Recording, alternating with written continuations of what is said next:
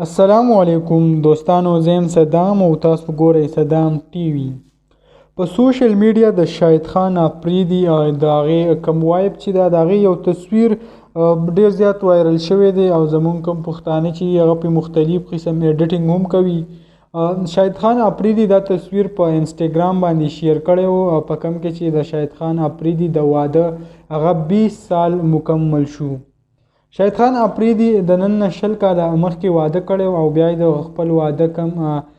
تاریخ چې د هغې راغی او هغه خوشحالي منه وهله، نو د هغې سره کومه ښځه چې هغه هم ولاړه وه او هغې چې کوم تصویر شیر کړو نو هغه په انسټاګرام باندې ډېر زیات وایرل شو، بیا په فیسبوک باندې هغه هم ډېر زیات وایرل شو. نو د شاهد خان افریدي کوم ښځه چې ده هغه تاسو په دې تصویر کې هم کتی شئ چې په پیله ځل باندې هغه د هغې دې تصویر شیر کړو. یعنې که موږ وګورو مخکې د دې تصویر هغه چېرته نه دی شیر کړی شوی، نو په پیله ځل شاهد خان افریدي هغه تصویر هغه شیر کړو. د دې نه علاوه موږ که وګورو د شاهد خان افریدي کوم بچي چې دي نو هغه هم ټول لکه زامن د شاهد خان افریدي نشته، ټول لوریانې دي. بل طرف ته که موږ وګورو نو د شاهد خان افریدي په تصویر باندې زیات تر کم سوشل ورکر چې دي هغه پرې ډېرې زیاتې نیوکې هم کوي چې آیا شاهد خان افریدي له دا نه و په کار چې داسې تصویر هغه شیر کړی وی، ځکه چې د شاهد خان افریدي کومه ښځه چې ده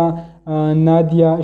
شاهد نو هغه هم یو پښتنه ده، شاهد خان افریدي هم یو پښتون دی، نو داسې نه کول په کار. شاهد خان افریدي له زیات تر کسان هغه په دې باندې ډېرې نیوکې هم کوي، خو البته په تصویر کې هغه داسې نور څه نشته، صرف او صرف هغې د خوشحالۍ دپاره تصویر شیر کړی دی. نو داسې د تصویر نور مطلب د شاهد خان افریدي هغه نه و، کوم چې نن سبا کوم ایډیټران دي هغه په دې باندې ایډیټینګ کوي، هغه مخ د یوې جینۍ ولګوي او د بلې. نو د شاهد خان افریدي کومه ښځه چې د هغې صحیح تصویر هغه نشته، صرف او صرف په پیله ځل باندې د هغې دا تصویر هغه مخې ته راغی.